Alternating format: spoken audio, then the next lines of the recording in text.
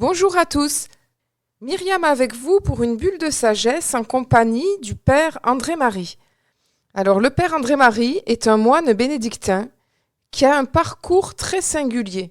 Il a tellement de casquettes, il est aussi potier, poète, sculpteur, peintre et aussi écrivain.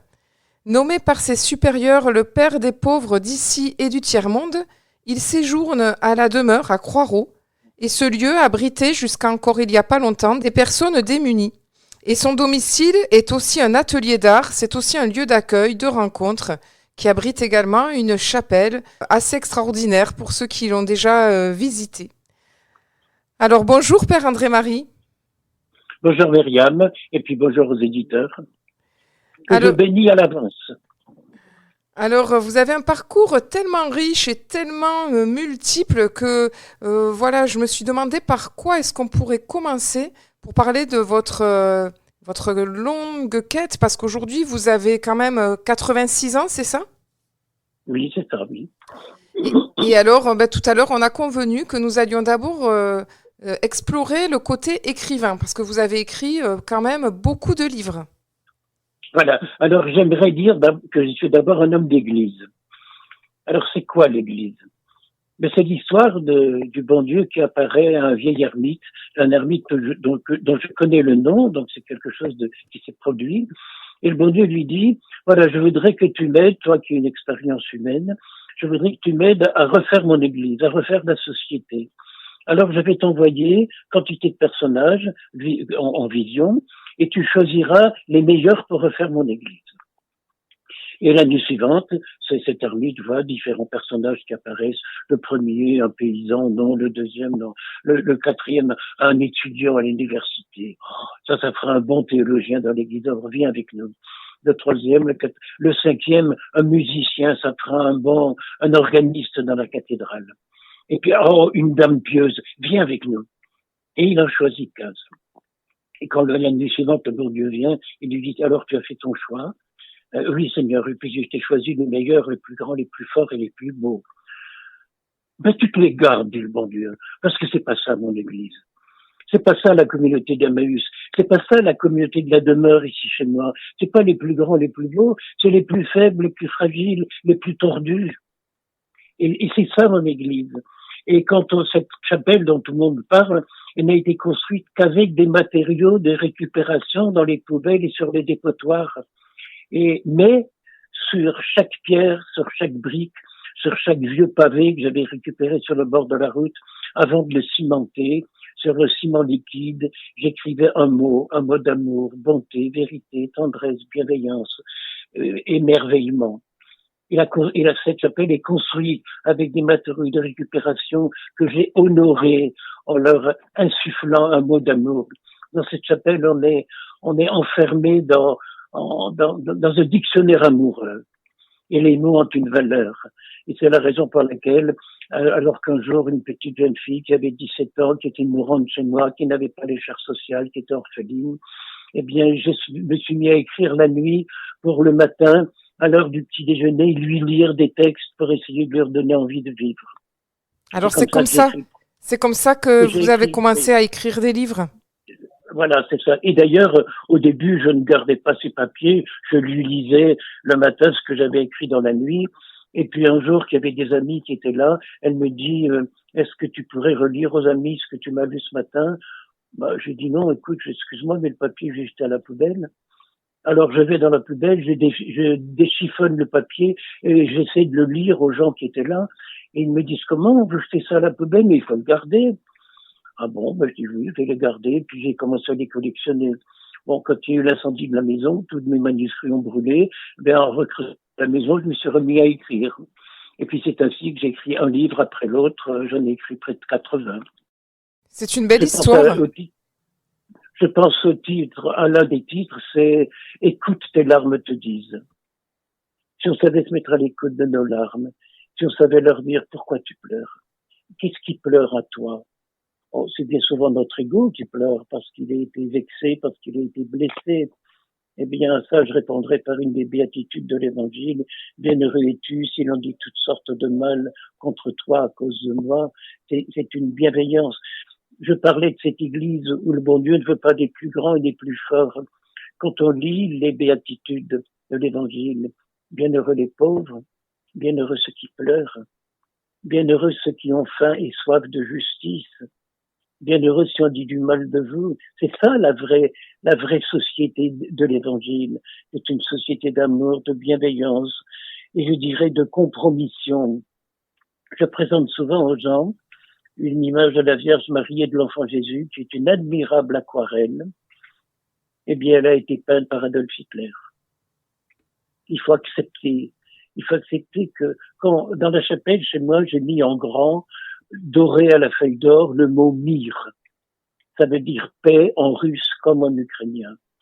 Et lorsqu'on me demande si je prie pour la victoire des Russes ou la victoire des Ukrainiens, je réponds que je prie pour la paix en Russie comme en Ukraine. Parce que nous avons toujours, nous, un regard double dans la dualité. Dieu, lui, ne voit que la réalité. Quand un jeune russe meurt pour son pays, c'est un héros national et le bon Dieu l'accueille comme tel. Et quand à quelques kilomètres de là, un jeune Ukrainien meurt pour son pays, le bon Dieu l'accueille comme tel, un héros qui a donné sa vie, qui s'est dévoué. Et nous vivons toujours dans la dualité. On choisit, on trie. Il y a une prière que je dis tous les jours où il y a notamment cette phrase « Tu juges et pardonnes nos imperfections ». Le bon Dieu juge pour savoir ce qu'il pourra nous pardonner, quel amour il pourra nous donner, alors que les hommes jugent pour mesurer la punition. Une punition, ça n'a jamais changé le cœur de quelqu'un, alors que l'amour, le pardon. L'un de mes livres est intitulé justement « Pardonner pour embellir le monde ». Et je me souviens qu'il y a quelques années au Salon Zen, je présentais ce livre et il y avait un attroupement autour de moi, je faisais des dédicaces. Il arrive un vieux monsieur et qui me dit « Mais qu'est-ce qui se passe ici ?» Ben, il dit « Voilà, monsieur, je suis en train de présenter mon dernier livre, Pardonner pour embellir le monde. » Ah, moi, je ne pardonne pas. Moi, je ne pardonnerai jamais. Je n'ai pas pu m'empêcher de lui répondre « Ben, monsieur, dans ce cas-là, restez dans la merde. » Eh oui. C'était des mots, mais notre monde est entouré de gens comme cela. Il est entouré alors qu'il faut être dans la bienveillance, dans la douceur, dans le pardon, oui. Embellir le monde. Et puis si on ne pardonne pas, on se fait aussi du mal à soi-même. Mais on continue à traîner un boulet derrière nous. Quand je pense qu'il y a des gens qui révèlent à la justice des choses qui se sont passées il y a 20 ans. Et ils n'ont pas pu tourner la page, ils sont restés enfermés dans leur ego. Je dis souvent que le bruit, ça n'existe pas. Et quand on jette un caillou dans l'eau, ça fait un petit plouf, et puis il y a des ondes. Et les ondes se répandent en s'élargissant de plus en plus. Et le drame du tsunami, c'est que les ondes dans l'eau ne s'arrêtent pas. Elles ne s'arrêtent que lorsqu'il n'y a plus d'eau. Eh bien, le pardon s'est brisé. Alors, ces ondes-là dans l'eau ne font pas de bruit, sauf s'il y a un sous-marin qui sort son sonar et qui va nous faire entendre ce qui ne fait pas de bruit. Et notre oreille, c'est un sonar qui nous fait entendre les ondes que nos paroles émettent et qui se répandent dans l'air. Eh bien, si ce sonar, il est positif, malheureusement, je dis souvent, excusez-moi du mot, il est un peu grossier, c'est cette pétasse de mémoire que j'ai et qui va dans le passé chercher des choses qui n'existent plus et qui me le ramène dans le présent et qui me rendent mon moment présent impossible à vivre. Oui. Ah non, je ne veux plus de cela. Vivre au présent. L'autre jour, au réveil, quelqu'un me dit, alors, cette nuit, comment s'est-elle passée? C'est vrai que très malade, et puis des tout problèmes de santé, je dors très, très, très peu. Comment cette nuit s'est passée? Alors je le regarde, je dis, c'est passé, c'est fini. Oui. C'était hier. Maintenant là, alors, bonne journée.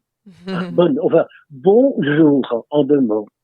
Oui. Et si on pouvait faire ce bonjour à chacun, quand matin je me réveille, j'écoute vite les informations pour me mettre à l'écoute de l'histoire du peuple de Dieu.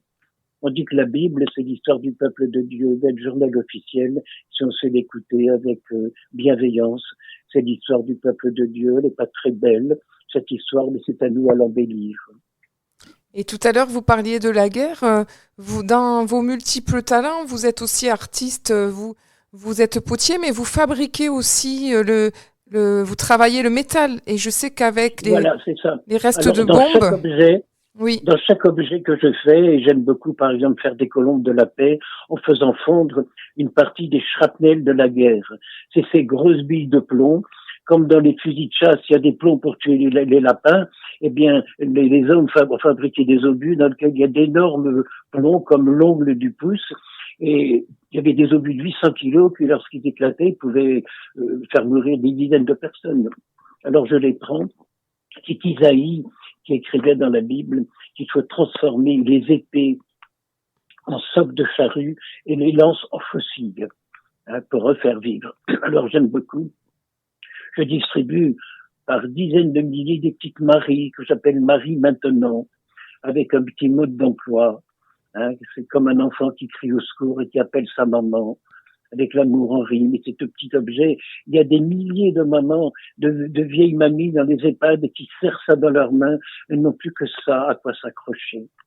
Ah oui. Et les colombes de la paix, et je faisais dans le temps des grands bas-reliefs qui pouvaient faire 200 kilos, avec justement toujours ces objets de haine qu'on fait fondre. Et c'est la chaleur qui fait fondre le métal. C'est la tendresse, c'est l'amour. Ah ouais, c'est une belle image. Oui, toute ma vie, j'ai travaillé avec le feu parce que le potier travaille avec le feu, avec un infini respect, parce que la cuisson n'est pas la même quand c'est la pleine lune, ou bien quand il y a du vent, ou bien quand il y a une inondation. Le feu, c'est l'air. Et en fait, tous les êtres humains respirent le même air. C'est un peu le principe de l'alchimie, finalement. Exactement. Je suis en train en ce moment de faire des arbres de vie en récupérant du bois. Et bien, le bois, c'est l'alchimie entre le soleil, l'eau et la terre.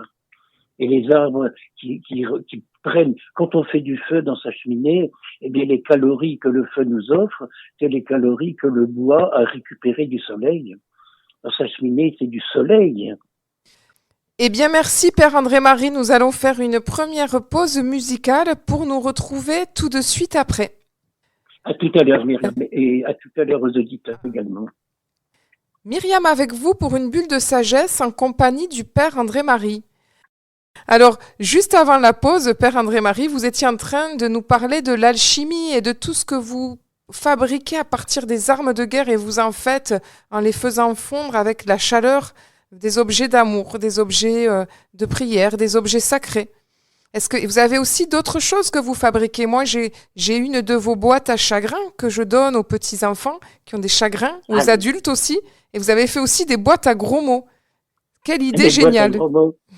L'autre jour, une mamie achète une boîte à gros mots pour son petit-fils. Et le gamin vient me voir, il me la montre. Il me dit, mon père, est-ce que ça marche pour les papiers aussi, la boîte à gros mots? Et puis, il y a la boîte à tendresse, il y a la boîte à pardon, c'est un petit enfant Jésus qui se trouve dans la boîte.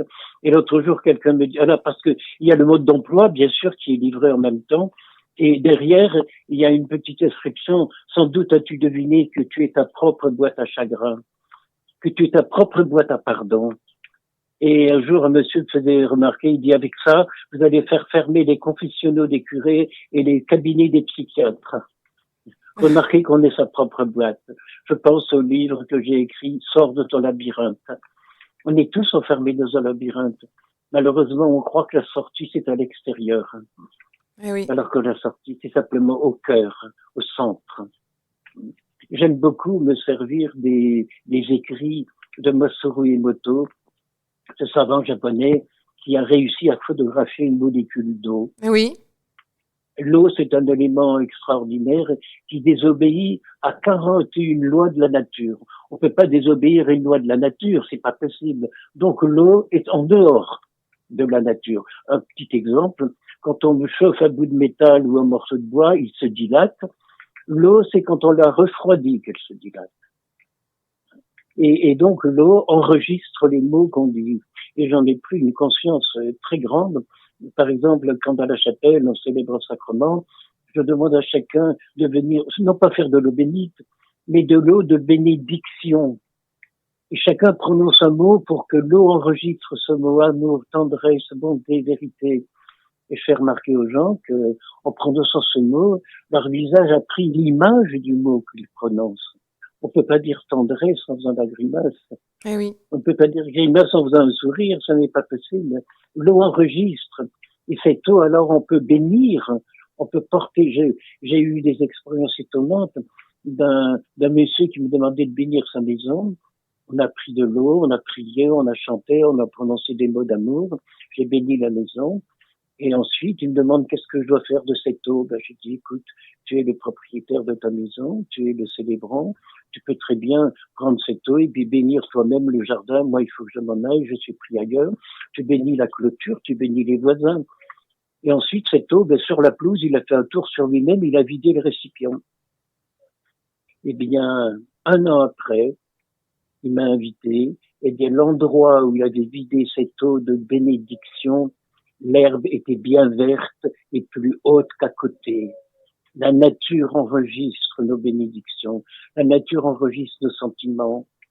J'avais dans la véranda chez moi un citronnier qui végétait. On a accroché, avec Eva, une amie qui vient m'aider à peindre, on a accroché des petits papiers sur les épines en marquant amour, tendresse, bonté, vérité.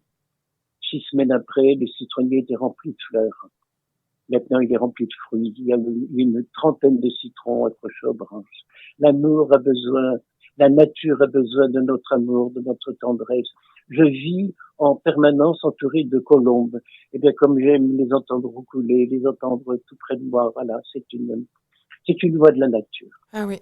Et cela donne un pouvoir, ça nous fait prendre conscience du pouvoir des mots, du langage et Oui, des mots. le pouvoir des mots. Le pouvoir des mots extraordinaire. Oui, oui, l'énergie qu'il y a dans un mot. D'ailleurs, quand on lit la Bible, je demande à quelqu'un m'apporter des colombes. Voilà, pendant que je vous parlais, je vais avoir des colombes dans les mains, une colombe sur mon épaule. Elles sont là, elles aiment roucouler, elles aiment vivre avec nous. Le pouvoir des mots. Dans la Bible, Dieu dit que la lumière soit. Et la lumière fut. La parole de Dieu, c'est une création. Nous pouvons nous servir de nos paroles. C'est une des raisons pour laquelle j'écris, pour recréer une atmosphère différente dans le cœur des gens. La bonté, la bienveillance, la douceur. Oui. Voilà. Et j'ai une colombe qui est posée sur ma main. Et on va chercher la deuxième. Ah oui. Voilà. Voilà. Ça me rappelle, c'est Saint François d'Assise qui était entouré d'animaux comme vous. Voilà, c'est ça, oui. Dans la douceur. L'autre jour, les colombes perdent leurs plumes à l'automne. Et donc, j'ai demandé à quelqu'un, tu voudrais nettoyer ces salles. Eh bien, écoutez là. Ah oui. Elle veut parler à la radio également. Ben oui, exactement. Ah oui. Ah, écoutez, c'est vraiment extraordinaire. Elle joue le jeu. Et alors, l'autre jour, je demandais à quelqu'un de nettoyer toutes les plumes qui étaient par terre en disant c'est sale. Et puis, je me suis baissé, j'ai pris une plume de colombe. Je dis comment c'est sale, ça? Et c'est merveilleusement bien. Mais c'est peut-être pas à sa place. Et dites donc, les filles, vous voulez me laisser parler, oui? C'est moi qui suis interviewé, c'est pas vous. Voilà, écoutez, c'est merveilleux, ces animaux. Et je suis entouré d'animaux. Dans le jardin, il y a un paon, il y a des oies, il y a des canards, il y a au moins 25 ou 30 pigeons pans qui sont là toujours avec nous. Et puis il y a aussi un vieil olivier qui a plus de 200 ans. Ah, Est-ce que c'est toujours un lieu d'accueil? Vous me disiez en aparté que jusqu'à donc il y a pas longtemps, vous accueilliez tous les pauvres qui pouvaient passer, qui avaient besoin de vous, les alcooliques, les drogués, voilà. J'en ai accueilli plus de 30 000 en 50 ans. Mais à l'époque, il n'y avait pas les lois sociales comme maintenant. Il faut des normes. Je vois, ils étaient quelquefois 4 ou 5 dans la même chambre. Maintenant, il faut une salle d'eau, il faut une douche, tout est d'une complication. On peut plus aider les pauvres. Ce que faisait l'abbé Pierre de son vivant, c'est plus possible de le faire maintenant. Voilà, mais écoutez, les colombes, si vous vouliez aller un peu plus loin, parce que vous m'empêchez de vous me distrayer. Voilà. Je sais pas si vous les entendez voler. Voilà. Ah, ça, il y a une même qui s'est posée sur ma tête. Voilà. Elles ne veulent pas nous quitter. Oui, je disais, dans le temps, c'était très facile d'accueillir des pauvres. Maintenant, il faut des lois sociales, il faut des normes, c'est plus possible. Eh oui, Plus possible d'aimer en liberté. Alors, je continue, bien sûr, mais il faut dire que dans la journée, je suis souvent débordé de gens. Hier, il est venu 25 personnes qui m'entourent toute la journée et avec qui on prie, on fait visiter la maison. Donc, s'il y avait des pauvres en difficulté, ils seraient laissés à eux-mêmes. eh oui, Mais j'en ai hébergé beaucoup. Je pense notamment à François. eh oui. François qui, pendant 28 ans, n'avait pas dessoulé et qui un jour me prend à partie, me dit je te hais. Je dis moi François c'est la même chose, moi je te aime. Mm. Et quand je demandais à des assistants sociales, est-ce que ces gens que j'héberge chez moi, est-ce qu'ils ont des aides sociales? Monsieur, ça ne vous regarde pas. Mais c'est ensemble qu'il faut travailler pour le bien des gens, voyez-vous. Enfin, pour le moment, je me dis que mon rôle et tout mon temps est pris dans un but spirituel, pour réconcilier les gens avec eux-mêmes. Ah oui, Combien de gens viennent me raconter leur vie? Combien de gens viennent me parler de l'au-delà? Parce que leurs bien-aimés sont décédés et ils interviennent et ils leur parlent. Et les gens n'osent pas en parler parce qu'on va les faire soigner, on va les envoyer voir un psychiatre. Alors les gens, jamais autant qu'à l'heure actuelle, on a besoin de prêtres. Mais c'est pas de curés, c'est pas ça que je dis, de médiums entre le ciel et la terre, de gens qui parlent de l'au-delà. Je vais vous raconter une petite histoire. Quand je célèbre des funérailles, ça commence toujours par un gros éclat de rire dans l'église. Je raconte aux gens l'histoire authentique de ce petit garçon qui aimait beaucoup son papy, et ils se faisaient des câlins, ils passaient beaucoup de temps ensemble, et son papy lui parlait de la vie, lui parlait de la mort, lui parlait de l'au-delà. Je connais une famille, quand la grand-mère est décédée, on n'a pas voulu le dire aux petits-enfants. Et quand des années après, ils l'ont appris, eh bien, ils sont mis à faire des cauchemars. On est obligé d'aller les envoyer auprès d'un psychiatre, alors que la mort, ça fait partie de la vie. Alors, ce petit était toujours avec son papy, et un jour, il lui dit, mais papy, tes cheveux sont devenus tout blancs. Tu es malade? Il dit, non, chérie, c'est tout à fait normal. Quand on vieillit, les cheveux blanchissent. Et un jour, je vais vieillir beaucoup, et un jour, je vais mourir. Et puis, mon âme va aller au ciel, et mon corps va l'enterrer. Et ce petit a trouvé ça tout à fait normal. Il a assisté à la mise en terre au cimetière. Et alors là, il a tout compris. Il a quitté sa famille, il a traversé le village. Il est allé vers son petit copain à l'autre bout du village et lui a dit, tu sais pas, mais mon papy, ben, ils l'ont replanté. Il y a un grand sourire dans l'église. Je dis maintenant, on peut parler de la mort, on peut prier pour votre défunt, mais c'est dans la joie, dans la bienveillance. ah oui. Il y a une phrase un chant dans l'église que j'aime beaucoup. Sur le seuil de sa maison, notre Père t'attend. Et les bras de Dieu s'ouvriront pour toi. Et une autre phrase encore plus belle, c'est Jésus qui dit, voici que je suis à ta porte et je frappe. Et si quelqu'un m'ouvre, j'entrerai chez lui pour souper, moi près de lui et lui près de moi. Voilà que la Bible présente la mort comme un tête-à-tête amoureux avec le divin. Et si on se laissait transporter par toutes ces pensées-là, au lieu d'en faire une crainte, une peur. D'ailleurs, je ferai remarquer que dans la Bible, le mot péché n'existe pas. Le mot araméen qui a été traduit par péché, c'est mot à mot, si on le traduit mot à mot, c'est rater la cible. Mais l'araméen a été traduit en grec, le grec a été traduit en latin, le latin a été traduit en français, et qui dit traduction peut laisser supposer quelquefois trahison parce qu'on n'a pas bien interprété le mot. Eh oui, On a eu tendance à tout moraliser. eh oui, Je ferai remarquer aussi que l'un des échecs de ma vie, ça a été de ne pas pouvoir supprimer tous les crucifix qu'on met partout. C'est monstrueux un crucifix. Jusqu'au XVIIIe siècle, je réfléchis bien à ce que j'ai dit, oui, jusqu'au XVIIIe siècle, on n'a jamais, vous entendez, on n'a jamais vu dans une église gothique, dans une cathédrale gothique, dans une église romane, un crucifix, un cadavre sur une croix. On est la seule religion au monde à montrer ça. Mais Jésus, c'est pas une croix. L'autre jour, en me levant, en me réveillant, je me lève et puis je fais un grand signe Je me suis arrêté dans le signe de la croix. Je dis, c'est pas Jésus, ça. Jésus, c'est la résurrection, c'est le soleil, c'est la vie, c'est la lumière. Eh bien, jusqu'au XVIIIe siècle, on n'a jamais vu un cadavre sur une croix. C'est le jansénisme qui nous a apporté ça. Il dit que le jansénisme, c'est un blasphème. Je vais citer un autre blasphème, le plafond de la chapelle Sixtine. Ça n'a rien à voir avec l'évangile de Jésus, qui est la bienveillance, la douceur, la bonté, le pardon infini. C'est une œuvre d'art extraordinaire, mais c'est pas du tout le message de l'évangile. Alors, dans ma vie, j'ai représenté des centaines et des centaines de fois le Christ ressuscité, le Christ en gloire, le Pantocrator. Par exemple, je publiais beaucoup les sceaux des anciens monastères, puisque je suis bénédictin, mais des monastères, c'est toujours le Christ ressuscité, le Christ sortant du tombeau. Et je n'ai jamais vu dans un sceau des monastères ou les sceaux des villes anciens un cadavre sur une croix. Oui. Alors Jésus, c'est pas un cadavre, c'est un ressuscité, c'est un vivant, et c'est à nous à le montrer, à le dire, à le prouver par nos actes. Eh bien, merci Père André-Marie. Je suis obligée de vous couper parce que nous allons faire une deuxième pause musicale pour nous retrouver en dernière partie d'émission. Merci. À tout à l'heure. Myriam avec vous pour une bulle de sagesse en compagnie du Père André-Marie. Donc, c'est votre prénom. Vous me disiez André.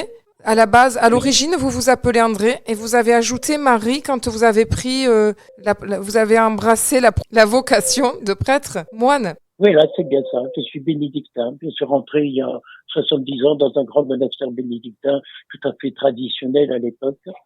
Et puis, à partir de là, eh bien, j'ai ruiné ma santé à soigner et les militaires et les populations civiles.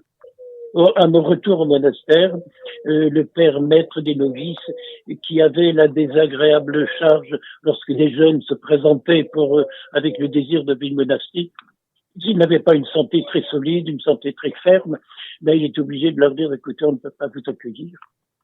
Et il a eu l'idée de fonder une nouvelle congrégation, Notre-Dame d'Espérance.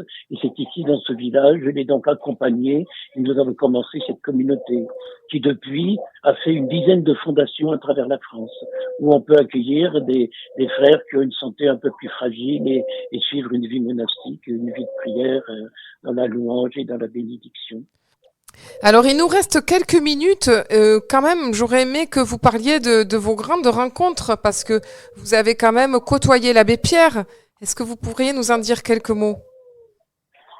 Eh bien, un jour qu'un écrivain, Alain Scherrer, avait écrit un livre qui racontait le parcours de ma vie, depuis mon enfance jusqu'à la guerre d'Algérie, jusqu'à la vie monastique, il a demandé à l'abbé Pierre d'en faire la préface. Et donc, je suis allé rencontrer l'abbé Pierre à Esteville et il m'a accueilli avec beaucoup de chaleur humaine.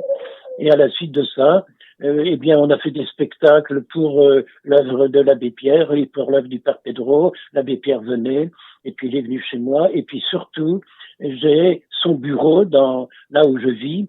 Et son bureau, j'ai transformé en hôtel et c'est bien souvent sur cet hôtel que je dis la messe le soir quand je peux aller dans la grande chapelle si je suis trop fatigué. Donc l'abbé Pierre est en permanence avec moi, ses écrits, je le cite très très souvent. Et j'ai publié beaucoup de parchemins avec les écrits de l'abbé Pierre. Et puis surtout, quelqu'un que j'ai un jour croisé et qui a changé ma vie, c'est le Père Pedro à Madagascar. Et oui. Je l'ai rencontré à l'île de la Réunion, alors que l'évêque, Monseigneur Aubry, m'avait demandé de faire des conférences pour parler de lui, parce que son œuvre est tellement extraordinaire. Je parlais de lui sans jamais l'avoir rencontré, et je quêtais pour lui, etc. Jusqu'au jour où, bien sûr, on est tombé dans les bras l'un de l'autre. Et depuis, je suis allé 26 fois à Madagascar chez lui. Le Père Pedro a construit 22 villages. Et quand je dis construire un village, c'est à partir de rien. C'était la brousse, c'était des terrains cultes. Et dans un village, eh bien, ça va depuis le cimetière jusqu'à la prison. Il n'y a jamais une ONG qui a construit des cimetières à Madagascar. Or, pour vénérer les morts, pour garder leurs souvenirs, c'est tellement important. Mais dans chaque village, il y a des écoles, il y a des terrains de sport, il y a une maison pour les vieillards, il y a un dispensaire, il y a un centre d'accueil. Il plante avec les enfants des écoles tous les ans 250 000 arbres pour sauver notre nature. Que nous polluons. Oui.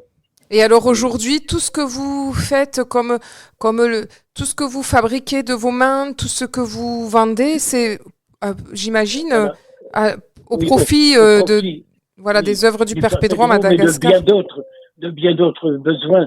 À l'instant, là, juste avant que vous m'interviewez, je recevais un coup de téléphone de Madagascar. Il y a des petites sœurs qui ont absolument besoin de telles sommes pour sauver un enfant qui doit être opéré. Et ben voilà, j'aide dans toutes les directions. C'est d'ailleurs le Père Pedro qui m'y encourage beaucoup. Il dit, André-Marie, continue à aider ceux que tu aidais auparavant avant de me connaître. Mais quand on assiste à une messe chez le Père Pedro, il y a 10 000 personnes. Quand il y a des moments de silence, des moments d'adoration, une foule entière, ils sont pratiquement tous pieds nus et dans la journée, il y a 600 mamans qui cassent du granit pour gagner 4 euros par semaine. Il y a 800 enseignants. Il a quantité de collaborateurs malgaches qui l'aident. Et d'ailleurs, il ne dit jamais j'ai fait ceci ou j'ai fait cela. Il dit toujours nous avons fait ceci. C'est ce que j'essaie de dire à la demeure. C'est ensemble que nous travaillons, c'est ensemble que nous coulons du métal, c'est ensemble que j'ai sculpté peut-être 300 tonnes de traverses de chemin de fer. Ben, je peux pas transporter une traverse de chemin de fer tout seul, 120 kilos. Je me fais aider. Eh C'est oui. passionnant. L'autre jour, un gars que je venais d'héberger comme ça, il sortait de prison. Et dans la journée, on avait coulé un grand bas-relief en métal. Il m'avait aidé toute la journée. Et le soir, le bas-relief terminé, je dis, écoute, je vais le signer, mais tu vas le signer avec moi. Et puis il se met à pleurer. Je dis, qu'est-ce qu'il y a? Pourquoi tu pleures? Mais il dit, avant-hier, j'ai signé ma levée d'écrou. Le déshonneur, sortant de prison. Et il dit, aujourd'hui, tu me mets à l'honneur, on me demande de signer une œuvre d'art. Est-ce que je peux envoyer la photo à mes parents? Voilà, c'est ça que j'essaie de vivre, c'est de redonner aux gens une dignité qu'ils Ah n'ont oui. d'ailleurs jamais perdue. C'est le jugement qu'on a porté sur eux. Oui. Jamais personne ne perd sa dignité. Parce que quand on pardonne, on rend à l'autre sa beauté primordiale. Ah On oui, lui c'est donne le droit, d'avoir le droit d'être un vivant, le droit de me regarder dans les yeux, le droit de regarder Dieu dans les yeux. Alors si je perds la vue, c'est bien sûr quelque chose de très pénible, mais je me cogne, je renverse, je me brûle. Bon, bah, c'est ma vie, je vais essayer d'en sourire. Et oui, parce qu'aujourd'hui, après avoir passé votre vie à accueillir, à donner, à regarder, Oui, vous êtes privé de la vue, vous devenez peu à peu aveugle, c'est ce que vous me confiez? oui, c'est ça. Et puis, mes oreilles, heureusement, on m'a donné un très bon appareil. Voilà. Et puis bientôt, je pense que je vais avoir une canne d'aveugle connectée qui permettra d'entendre ce qui se passe autour de moi. Ce sera traduit par un ordinateur. Il faut dire à ce niveau-là, la science a fait beaucoup, beaucoup de Eh progrès. oui. Et de perdre la vue, vous y voyez qu'est-ce que vous allez Oui, pouvoir y je vois gagner? la lumière, j'arrive à me déplacer, mais par exemple, je ne peux absolument plus lire. Et même, on m'a offert une caméra qui permet d'agrandir le texte d'un livre, mais tout est flou. Alors j'arrive à lire quelques lignes, mais c'est une très grosse fatigue. Alors j'ai remarqué aussi, depuis que je ne vois plus, je vois les choses intérieurement. Eh Depuis oui. que je ne peux plus lire, je ne pense plus dans la pensée des autres, mais j'essaie de méditer davantage à l'intérieur et je comprends beaucoup de choses d'une autre façon. Eh oui. Je comprends, mon église, je la comprends d'une autre façon. Vous savez, dans l'église maintenant, on est de plus en plus sévère pour distribuer les sacrements. Il faut que pour baptiser un enfant, le parrain soit baptisé, la marraine soit baptisée, etc. Voilà, on impose des conditions. Mais je me dis, à qui on impose ces conditions? Mais au bon Dieu, on lui dit, tu n'as plus le droit d'aimer sur la terre et de telle et telle façon, telle et telle personne. Le pape François dit, je vous interdis de coller des étiquettes. On n'a jamais eu un pape aussi bon dans la bonté, dans la bienveillance, dans, dans la confiance. Et tant que les papes faisaient la morale, on parlait d'infaillibilité pontificale. Et maintenant qu'on a un peuple qui, pour la bonté, dans la compassion, il y a des gens qui le prennent pour un hérétique. Oh non, rassurez-vous, le pape est dans la bonté. Ah Je oui. pense souvent à l'enfant prodigue, hein, qui est ce petit monstre qui a dit à son père, c'est comme si tu n'existais pas, donne-moi l'argent de mon héritage. Et l'enfant va tout dépenser. Et quand il n'a plus rien à manger, quand il a faim, il se dit, je vais aller demander pardon à mon père. eh bien, le Père ne lui laisse pas demander pardon. Il se précipite lui-même. C'est le Père qui se précipite à sa rencontre pour dire sa joie de le retrouver. Ce sera ça quand on va apparaître là-haut. Je dis souvent, on me demandait d'écrire à propos du jugement dernier. Alors je me suis mis à sourire. J'ai dit, on va être jugé par qui? Le Père, c'est notre Créateur.